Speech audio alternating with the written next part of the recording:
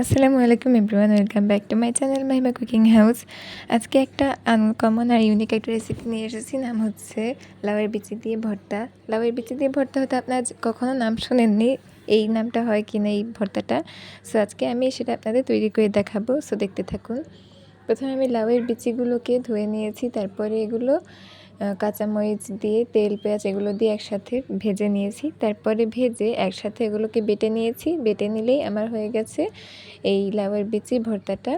এই লাউয়ের বিচি ভর্তা কিন্তু এই গরমেও কিন্তু খেতে অনেক মজা লাগবে, অথবা আপনার সকালে গরম গরম ভাতের সাথে খেতে পারবেন, অনেক মজা লাগবে। এটা কিন্তু অসম্ভব মজা লেগেছিলো। আমি প্রথমে বুঝতে পারিনি এটা কেমন লাগবে, কিন্তু বানানোর পরে যখন খেয়েছি তখন বুঝতে পেরেছি আমি স্বাদটা কতটা মজাদার। সো আপনারা এটা একবার বাসায় তৈরি করে দেখবেন। আশা করি আজকে এই রেসিপিটি আপনাদের কাছে ভালো লেগেছে। আর আমার যারা পুরনো বন্ধু আছেন তাদেরকে অসংখ্য ধন্যবাদ, এবং যারা আমার চ্যানেলে নতুন এসেছেন তারা অবশ্যই চ্যানেলটি কিন্তু সাবস্ক্রাইব করে যাবেন। সবাই ভালো থাকবেন, সুস্থ থাকবেন। ধন্যবাদ।